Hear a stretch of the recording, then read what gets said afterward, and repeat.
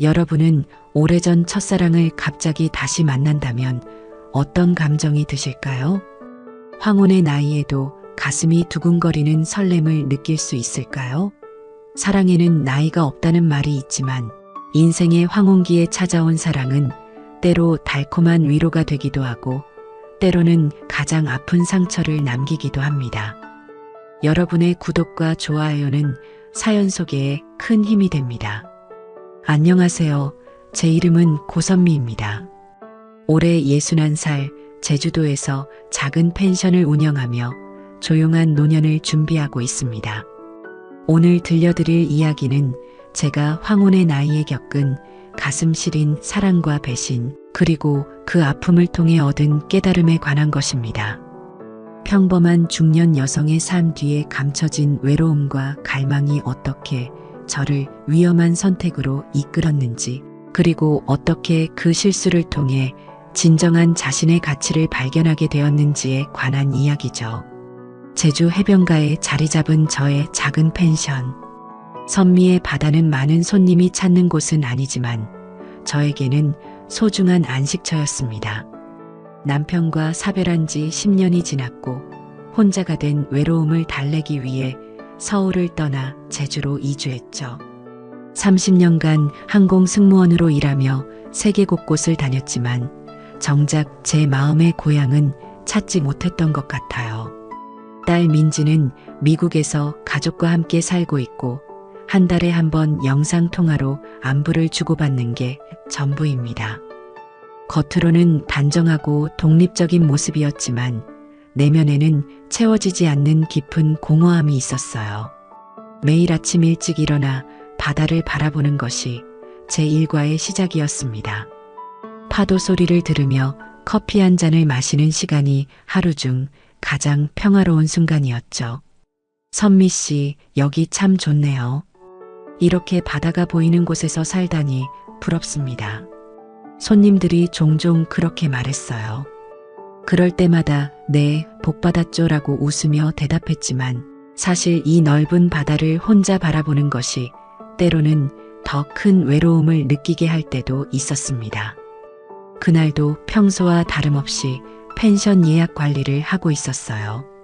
다음 주에 체크인할 손님 명단을 확인하던 중 한 이름이 눈에 들어왔습니다. 박정호. 왠지 낯익은 이름이었지만 특별히 신경 쓰지 않았어요. 제 나이에 비슷한 이름의 사람들을 많이 만났을 테니까요. 그저 또 다른 손님일 뿐이라고 생각했습니다.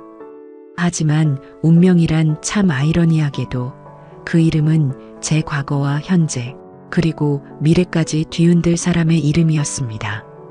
일주일 후 예약된 날짜에 박정호라는 손님이 체크인했습니다. 저는 직원에게 맡기고 주방에서 내일 아침 식사 준비를 하고 있었어요. 특별히 신경 쓰지는 않았지만 왠지 모르게 마음이 조금 설레는 것을 느꼈습니다. 다음 날 아침 모든 투숙객에게 제공하는 조식 시간이었어요. 제가 직접 만든 제주식 아침 식사를 손님들께 대접하는 시간이었죠. 식당으로 들어서는데 창가에 앉아있는 한 남자가 제 시선을 사로잡았습니다. 흰머리가 살짝 섞인 모습이었지만 그 옆모습은 너무나 익숙했어요. 심장이 빠르게 뛰기 시작했습니다. 설마. 그때 그 남자가 고개를 돌렸고 우리의 눈이 마주쳤습니다. 그 순간 시간이 멈춘 것 같았어요. 선미 씨, 맞죠? 나야. 박정호. 그의 목소리가 귓가에 울렸습니다. 30년 전 항공사 교육원에서 만났던 조종사 훈련생 박정호. 제 인생에서 가장 뜨겁게 사랑했지만 갑자기 연락이 끊겨 한동안 상처로 남았던 첫사랑이었습니다. 손에 들고 있던 커피 포트가 떨어질 뻔했어요. 정호 씨? 제 목소리가 떨렸습니다. 그는 일어나 제게 다가왔어요. 이렇게 만날 줄은 몰랐네요. 펜션 주인이 당신일 줄은. 그의 미소는 여전히 따뜻했습니다. 30년이란 세월이 지났지만 그 눈빛은 제가 기억하는 그대로였어요. 아, 네. 저도 깜짝 놀랐네요. 겨우 대답했습니다. 당황스러움과 설렘, 그리고 오래된 상처가 뒤섞인 복잡한 감정이 밀려왔어요. 그날 오후 박정호는 해변 산책을 제안했습니다. 처음에는 망설였지만 오랜 의문을 풀 수 있는 기회라고 생각했어요. 갑자기 연락이 끊겨서 많이 힘들었어요. 용기를 내어 말했습니다. 그는 깊은 한숨을 내쉬었어요. 미안해요, 선미 씨. 설명할 기회가 없었어요. 해외 전속 발령 직후 어머니가 중풍으로 쓰러지셨고 가족 상황이 너무 복잡해졌어요. 연락하고 싶었지만 그때는 지금처럼 통신이 편리하지 않았잖아요. 그의 설명을 들으며 마음 한구석이 아팠습니다. 만약 그때 조금만 더 기다렸다면, 만약 그를 믿고 연락을 시도했다면. 하지만 이미 지나간 일이었죠. 그 후에는 어떻게 지냈어요? 물었습니다. 정호는 자신이 국제선 조종사로 오랫동안 일했고 얼마 전 은퇴했다고 했어요. 결혼은 했지만 15년 전에 이혼했고 자녀는 없다고 했습니다. 선미 씨는 어땠어요? 그가 물었을 때 저는 남편과의 결혼 생활, 딸 민지에 관한 이야기, 그리고 승무원으로 일했던 시간들을 들려주었어요. 대화가 깊어질수록 30년 전의 감정이 서서히 되살아나는 것을 느꼈습니다. 해변을 걸으며 석양을 바라보는 그 순간 제 마음은 이미 28로 돌아가 있었어요. 선미 씨, 여기 머무는 동안 조금 더 이야기 나눌 수 있을까요? 헤어지기 전 정호가 물었습니다. 저는 잠시 고민하다가 미소 지으며 대답했어요. 그럼요, 좋죠. 그렇게 우리의 재회는 시작되었습니다. 다음 날부터 정호와 저는 많은 시간을 함께 보냈습니다. 펜션 일을 마치고 나면 함께 제주 이곳저곳을 둘러보았어요. 오름에 오르고 해변을 거닐고 조용한 카페에서 긴 대화를 나누었죠. 정호는 세계 각국을 다니며 겪었던 흥미로운 이야기들을 들려주었고 저는 항공 승무원으로 일하며 있었던 에피소드를 나누었습니다. 마치 30년의 공백을 메우려는 듯 우리는 많은 이야기를 나누었어요. 선미 씨는 여전히 아름다워요. 어느 저녁 해변 레스토랑에서 식사 중 정호가 말했습니다. 그의 진심 어린 눈빛에 가슴이 떨렸어요. 과찬이세요. 이제 늙은 할머니인데. 쑥스럽게 답했지만 마음속으로는 그의 칭찬이 기뻤습니다. 오랫동안 누군가에게 여자로서 바라봄을 받지 못했으니까요. 나이는 그냥 숫자일 뿐이에요. 우리 마음은 여전히 점잖아요. 정호의 말에 공감했습니다. 그와 함께 있으면 정말 마음이 젊어지는 느낌이었어요. 오랫동안 잊고 있던 설렘, 가슴 떨림, 그 모든 감정이 다시 살아났습니다. 매일 아침 화장을 조금 더 신경 써서 하고 옷차림도 더욱 신경 쓰게 되었어요. 10년 만에 처음으로 미용실에 가서 머리 스타일도 바꿨습니다. 어느 날 딸 민지와 영상통화를 하고 있었어요.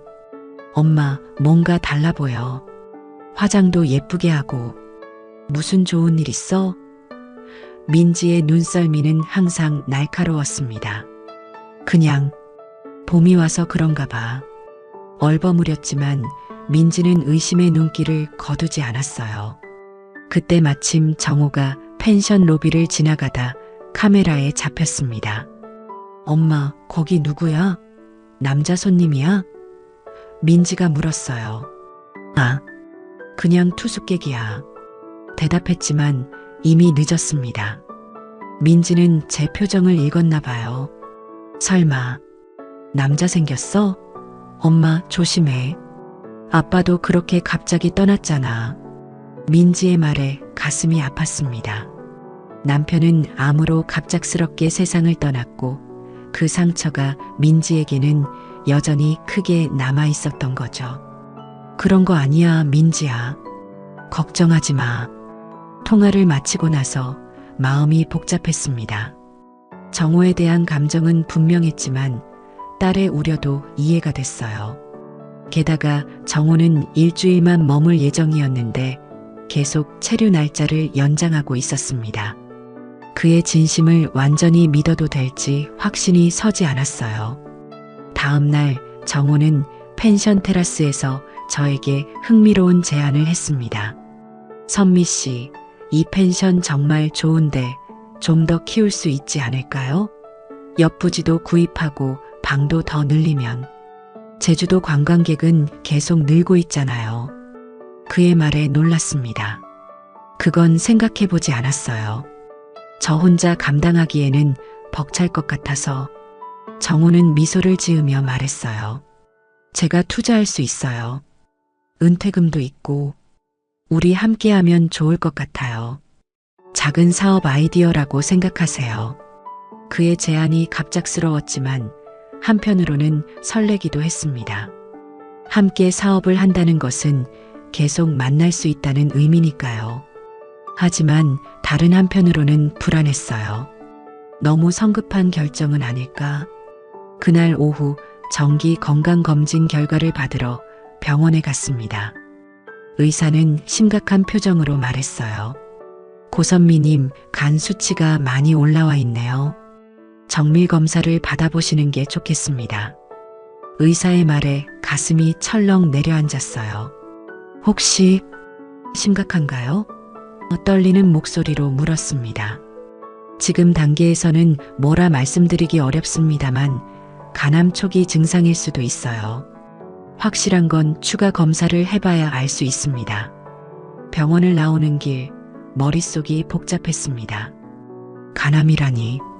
내가 이제 겨우 인생의 새로운 가능성이 보이나 싶었는데 정호에게 이 사실을 말해야 할지 고민되었어요. 아직은 확실한 진단도 아닌데 그를 부담스럽게 하고 싶지 않았습니다. 펜션으로 돌아왔을 때 정호는 펜션 주변을 둘러보고 있었어요. 제가 다가가자 반갑게 웃으며 맞아주었습니다. 어디 다녀왔어요? 얼굴이 안 좋아 보이네요. 정호의 걱정스러운 눈빛에 마음이 흔들렸어요. 아니에요, 그냥 조금 피곤해서요. 건강검진 결과는 말하지 않기로 했습니다. 그날 저녁 정호는 다시 사업 확장 이야기를 꺼냈어요. 생각해봤어요? 정말 좋은 기회가 될 거예요. 제가 사업 계획도 조금 준비해봤어요. 그가 태블릿을 꺼내 보여주었습니다. 거기에는 상세한 사업 계획서, 수익 예측, 심지어 건축 도면까지 있었어요. 이걸 언제 다 준비한 거예요? 놀라서 물었습니다. 날마다 조금씩이요. 은퇴 후에 뭔가 의미 있는 일을 찾고 있었거든요. 당신과 함께라면 더 의미 있을 것 같아서. 그의 말에 마음이 따뜻해졌습니다. 하지만 동시에 불안감도 커졌어요. 의사의 말이 계속 머릿속에 맴돌았습니다. 만약 정말 간암이라면?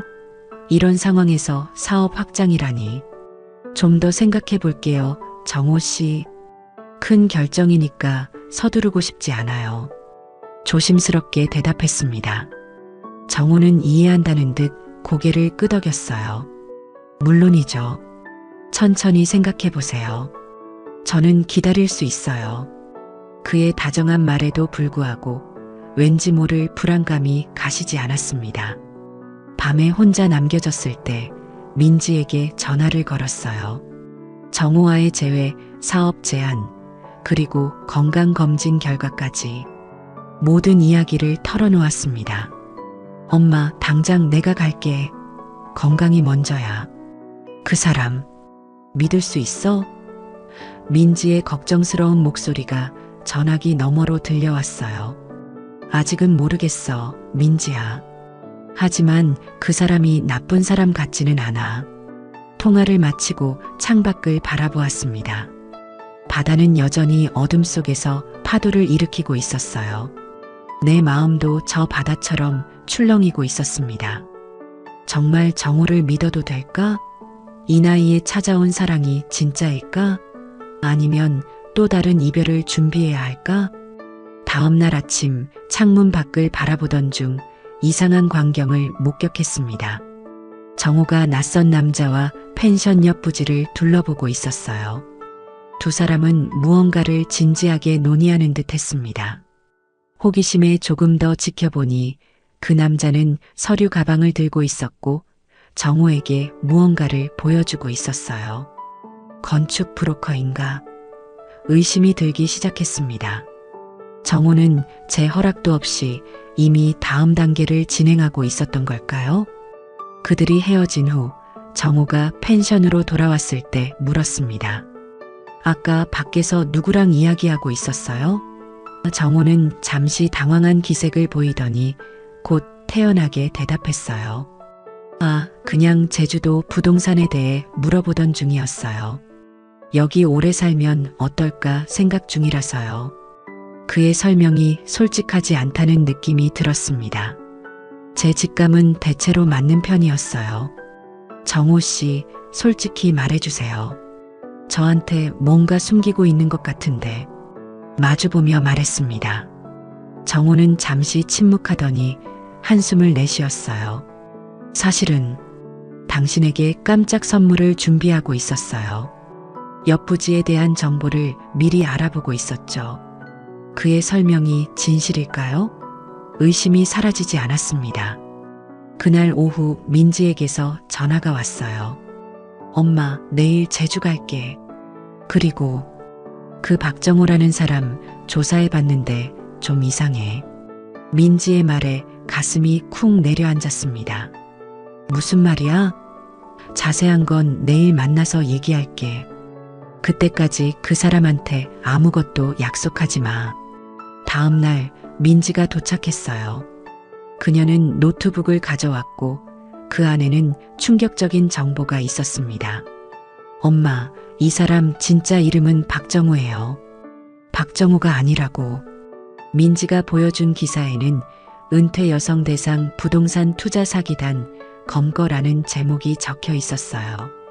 그중 한 명의 얼굴이 바로 제가 알고 있는 박정호였습니다.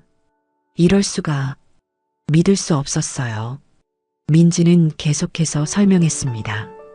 이 사람들은 항공사 출신 등 특정 직업군의 은퇴 여성들을 노려요. 과거 인연을 가장해서 접근하고 부동산 투자라는 명목으로 돈을 가로채는 수법이에요. 그 말을 듣는 순간 몸 전체가 얼어붙는 것 같았습니다. 정말 그랬다면 내 30년 전 첫사랑은 어디에 있는 걸까요? 아니면 처음부터 그런 사람은 없었던 걸까요? 하지만 어떻게 그가 30년 전 일을 다 알고 있는 거지? 혼란스러웠습니다. 민지는 한숨을 내쉬었어요. 요즘은 SNS나 동창회 사이트 등을 통해 과거 정보를 쉽게 얻을 수 있어요. 엄마가 항공사 동창회에 가입해 있잖아요. 제 머릿속이 하얘졌습니다. 모든 게 거짓이었다니. 단 하나도 진실이 없었다니. 엄마, 경찰에 신고해요. 증거를 모아야 해요. 민지의 결단력 있는 목소리가 들렸지만 저는 충격에서 벗어나지 못했어요. 모든 것이 꿈만 같았습니다. 정말 정호. 아니, 정호는 사기꾼이었을까요? 그가 보여준 모든 다정함, 관심, 그 눈빛까지 모두 연기였을까요? 경찰에 신고한 후 우리는 정확히는 정호의 자백을 이끌어내기 위한 계획을 세웠습니다. 경찰은 증거 수집을 위해 대화를 녹음할 것을 권했어요. 민지는 제가 정말 그런 계획을 실행할 수 있을지 걱정했습니다. 엄마, 괜찮겠어? 내가 대신할까? 하지만 저는 결심했어요. 아니, 내가 직접 해야 해. 이건 내 문제니까. 그날 저녁 정호를 저녁 식사에 초대했습니다. 가슴은 떨렸지만 용기를 내야 했어요. 정호는 평소처럼 다정하게 미소 지으며 왔습니다. 식사 도중 제가 화제를 꺼냈어요. 정호 씨, 생각해봤어요. 펜션 확장 계획. 함께 하고 싶어요. 정우의 눈이 반짝였습니다. 정말요? 정말 잘 생각하셨어요. 절대 후회하지 않을 거예요. 그의 열정적인 반응이 이제는 가짜라는 것을 알고 보니 가슴이 아팠습니다. 그래요. 투자금은 얼마나 필요한가요? 우선 5천만 원 정도가 필요할 것 같아요. 나중에 더 필요하면 다시 이야기하고. 정우가 말했습니다. 숫자를 들으니 현실감이 찾아왔어요. 이 사람은 정말 내 돈을 노리고 있구나. 좀 많네요. 하지만 이 펜션 정호 씨 이름으로 공동 등기할까요? 제가 물었어요. 정호는 잠시 망설이는 듯 했지만 곧 대답했습니다. 물론이죠. 우리 사이에 무슨 의심이 있겠어요? 이제 결정적인 질문을 던질 차례였어요. 그런데 정호 씨가 아니라 정우 씨라고 불러야 하나요? 제 질문에 그의 얼굴이 순간 굳어졌습니다. 무슨 말씀이세요? 그가 더듬거리며 말했어요. 저는 곧바로 그를 정면으로 응시하며 말했습니다. 사실을 알게 되었어요. 당신은 박정우가 아니라 박정우잖아요. 은퇴 여성 대상 부동산 투자 사기. 맞죠? 정우의 얼굴이 창백해졌습니다. 그는 자리에서 벌떡 일어나려 했지만 그때 민지와 경찰이 다가왔어요. 움직이지 마세요. 경찰입니다. 정우는 어쩔 줄 몰라 하다가 이내 체념한 듯 다시 자리에 앉았습니다. 이게 다 오해예요, 선미 씨. 내가 설명할 수 있어요. 하지만 이미 늦었습니다. 경찰은 녹음된 대화와 함께 정우의 사기 행각에 대한 충분한 증거를 확보했어요. 그 자리에서 정우는 체포되었습니다. 그가 경찰에 끌려나가는 모습을 보며 가슴 한구석이 무너져 내리는 듯 했어요. 설령 모든 게 거짓이었다 해도 제 마음은 진심이었으니까요. 그날 밤 민지는 제 곁을 지켜주었습니다. 엄마, 괜찮아? 딸의 따뜻한 손길이 제 마음을 위로해 주었어요. 괜찮아, 민지야.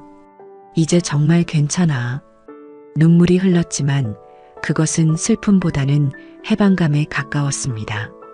오랫동안 품어온 미련과 그리움, 그리고 새롭게 생겼던 착각까지 모두 놓아줄 시간이었어요.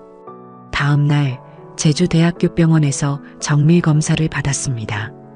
민지가 함께해 주어 마음이 든든했어요. 검사 결과를 기다리는 시간이 유난히 길게 느껴졌습니다. 만약 정말 간암이라면 불안한 생각이 계속 머릿속을 맴돌았어요. 의사는 조심스럽게 결과를 설명했습니다. 다행히 악성 종양은 아니에요. 양성 종양으로 약물 치료와 간단한 수술로 회복 가능합니다. 안도의 한숨이 나왔어요. 민지는 기쁨의 눈물을 흘리며 저를 꼭 안아주었습니다. 엄마, 다행이다. 정말 다행이야. 건강 문제가 해결되자 이제 마음의 상처를 치유할 차례였습니다. 경찰 조사 결과 정우는 이미 5명의 여성에게 비슷한 수법으로 접근해 사기 행각을 벌인 전력이 있었어요. 그는 SNS와 동창의 명부 등을 이용해 피해자들의 과거를 조사한 후 첫사랑이나 옛 연인으로 가장해 접근했다고 합니다. 항공사, 교사, 간호사 등 특정 직업군의 은퇴 여성들이 주요 타겟이었죠. 어쩌면 그렇게 내 과거를 정확히 알고 있었을까? 경찰에게 물었습니다. 담당 경찰은 설명해 주었어요. 요즘은 SNS와 검색 기술이 발달해서 누군가의 과거를 조사하는 건 생각보다 쉽습니다. 특히 항공사처럼 특정 집단은 동창회나 모임이 활발해서 정보 수집이 용이하죠. 정우의 사기 행각이 언론에 보도되면서 다른 피해자들도 용기를 내어 신고하기 시작했습니다. 저는 그들 중 한 명과 연락을 주고받게 되었어요. 그녀도 비슷한 상황에서 속았다고 했습니다. 서로 이야기를 나누니 위로가 되더라고요. 고선미 씨가 용기 내준 덕분에 저도 앞으로 나설 수 있었어요. 민지는 서울로 돌아가기 전 제게 진지하게 말했습니다. 엄마, 이번 일로 실망하지 마. 세상에는 나쁜 사람만 있는 게 아니야. 그냥 다음에는 더 조심하자. 딸의 따뜻한 위로에 마음이 녹았어요. 고마워, 민지야. 엄마가 어리석었지. 하지만 이제 더 현명해질 거야. 수술 날짜가 잡혔고 민지는 그때 다시 제주로 오기로 했습니다.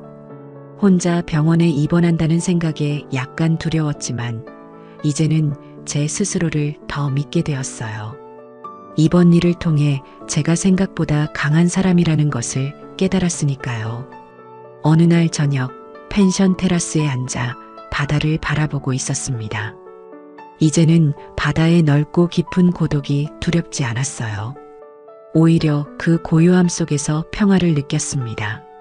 30년간 그리워했던 사람은 처음부터 존재하지 않았을지도 모른다. 하지만 그건 중요하지 않아. 중요한 건 지금 내가 여기에 이렇게 강하게 서 있다는 것. 수술은 성공적이었습니다. 예상보다 회복이 빨라 일주일 만에 퇴원할 수 있었어요. 민지는 수술 전날부터 퇴원할 때까지 제 곁을 지켜주었습니다. 모녀가 이렇게 많은 시간을 함께 보낸 것은 오랜만이었어요. 민지야, 너무 고마워. 이제 괜찮으니 서울로 돌아가도 돼. 제가 말했지만 민지는 고개를 저었습니다. 이번 휴가 다 썼으니까 조금 더 있다 갈게. 엄마랑 오랜만에 시간도 보내고. 퇴원 후 민지와 함께 펜션 운영 방향에 대해 많은 이야기를 나눴습니다. 엄마, 이 펜션을 좀 다르게 활용해 보는 건 어때? 예를 들어 치유와 힐링을 테마로 한 프로그램을 운영한다든지. 민지의 제안이 흥미로웠어요. 저는 오랫동안 승무원으로 일하며 명상과 요가를 배웠고 그림 그리기도 취미로 해왔습니다. 이런 것들을 활용할 수 있을 것 같았죠. 그거 좋은 생각이네. 선미의 바다가 아니라 치유의 바다로 이름을 바꿔볼까? 웃으며 말했어요. 민지는 눈을 반짝이며 즉시 아이디어를 발전시켰습니다. 중년 여성들을 위한 치유 프로그램, 요가, 명상, 그림 그리기, 바다 산책. 엄마가 모두 가르칠 수 있잖아. 엄마가 모두 가르칠 수 있잖아. 그렇게 우리는 펜션을 새롭게 변화시키기 시작했어요. 투자금이 필요했지만 무리하게 확장하는 대신 제가 가진 것 안에서 최대한 변화를 주기로 했습니다. 방 몇 개를 줄이고 대신 아늑한 요가실과 미술 공간을 만들었어요. 민지는 서울로 돌아간 후에도 온라인으로 마케팅을 도와주었습니다. 놀랍게도 치유의 바다라는 새로운 콘셉트는 많은 분들의 관심을 받았어요. 특히 비슷한 나이대의 여성들이 찾아오기 시작했습니다.